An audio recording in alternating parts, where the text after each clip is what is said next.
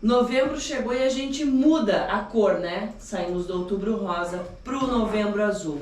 E nós convidamos o urologista Luciano Praun para tirar todas as dúvidas sobre saúde masculina. Ele já está aqui no nosso estúdio do Jornal da Mix e vai falar sobre os exames preventivos, os fatores de risco para o câncer de próstata e as opções de tratamento. Doutor Luciano, seja bem-vindo ao Jornal da Mix. Bom dia, pessoal. Muito importante esse espaço para a gente poder falar com vocês, com todo mundo sobre a saúde do homem. O homem ainda tem um pouco de preconceito, a gente tem que conseguir quebrar esse preconceito. Era a minha primeira pergunta, doutor Luciano. Eu vejo que ultimamente, nos últimos anos aí, apesar das piadas e das brincadeiras que se faz em relação ao exame de próstata, virou brincadeira, mas os homens estão de fato entendendo que é importante cuidar. Pode ser que seja uma parcela pequena, tem que ser muito maior, mas há ainda esse preconceito. Como é que o senhor vê essa ida do homem ao médico, que ele vai protelando tanto, né? Bom, infelizmente ainda o preconceito existe, né? Eu costumo dizer para meus pacientes que o preconceito mata. Claro, a gente vê que a mudança cultural está existindo, né? O homem está amadurecendo, eu acho que muito pelo aspecto feminino, né? As mulheres, elas estão conseguindo colocar na cabeça dos homens a importância de se cuidar. A mulher, culturalmente, ela tem esse cuidado maior com a saúde, por isso que vive 7 anos a mais do que os homens, né? Então, está havendo uma mudança, né? Eu vejo que nesses meus 25 anos como médico, a gente já vê que o homem não tem mais tanto preconceito. Pois é, e é importante sempre nessa questão do preconceito, né, doutor, a gente frisar que o câncer de próstata, sendo diagnosticado precocemente, as chances de cura são muito altas, né? Então, pô, a gente fica naquele negócio, não sei o que, tal, aquele preconceito besta, mas, pô, se diagnosticado logo a coisa funciona, né, doutor? Com certeza, né? Hoje em dia nós atingimos chances de cura de 90%. Pois então. Desde que seja detectado precocemente. Sim. Só no Brasil são 70 mil novos casos por ano.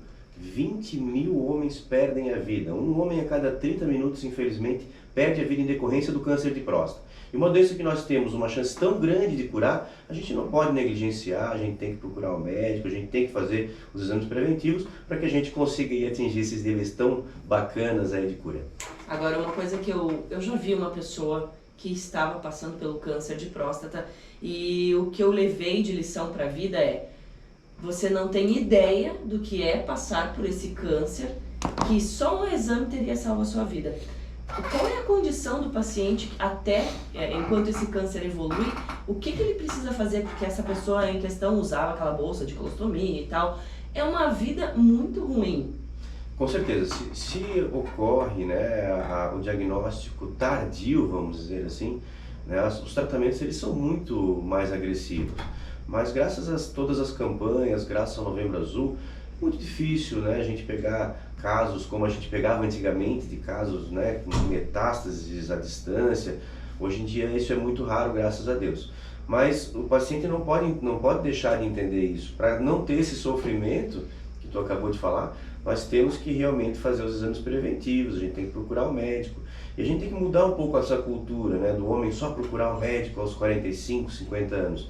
A gente tem que fazer como as mulheres. Logo depois da puberdade, o menino, na sua adolescência, na sua juventude, já deve procurar o médico. Obviamente não para fazer exames de próstata, mas para fazer outros tipos de exames e principalmente receber orientações de como envelhecer de uma forma saudável.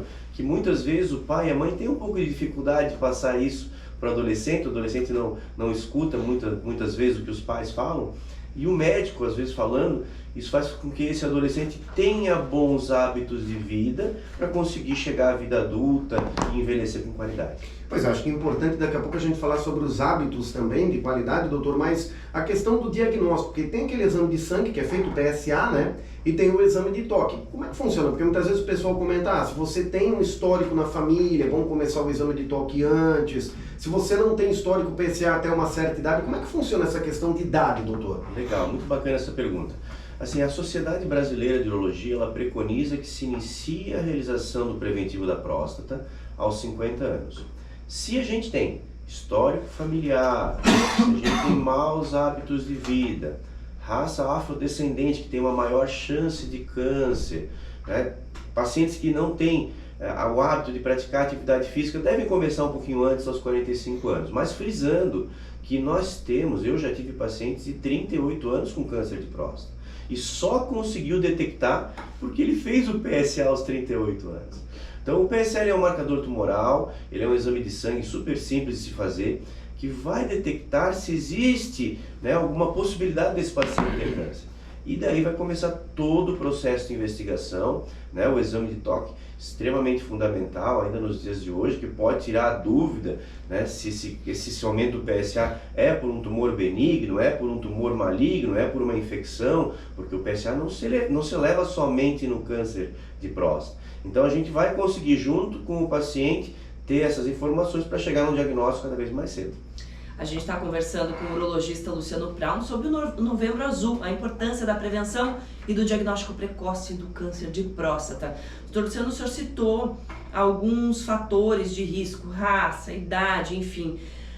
O que mais em relação a trabalho? Tem um estudo aqui dizendo que o câncer de próstata pode estar relacionado ao trabalho, enfim, dá alguns exemplos.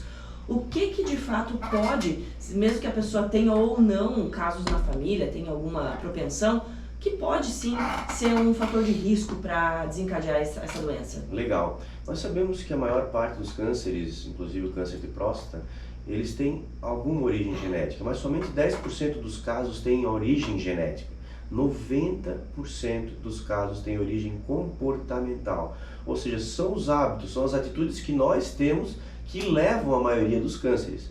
Então, assim, hábitos de vida saudáveis, praticar atividade física regular, ter uma alimentação saudável, evitar cigarros e bebidas alcoólicas, ser feliz, tá? O que a gente estava falando ali do trabalho, do estresse, o estresse ele leva a uma inflamação do nosso corpo que pode gerar uma série de doenças. Então, ser feliz, acordar de bom humor, agradecer a Deus, ter uma conexão com o divino, isso tudo vai fazer com que a gente consiga, né, evitar a maior parte das doenças, inclusive o câncer de próstata. Olha, inclusive na semana passada a gente estava falando do Outubro Rosa e a Camila Spinelli, nossa nutricionista aqui, falou da alimentação, que o tomate, né, fazer molho de tomate ali, porque tem que aquecer, enfim, também é um alimento que previne o câncer de próstata. A gente pode também usar a alimentação a nosso favor? Com certeza, o tomate tem o licopeno, que é um antioxidante poderosíssimo, né, que acaba ajudando em vários tipos de doenças.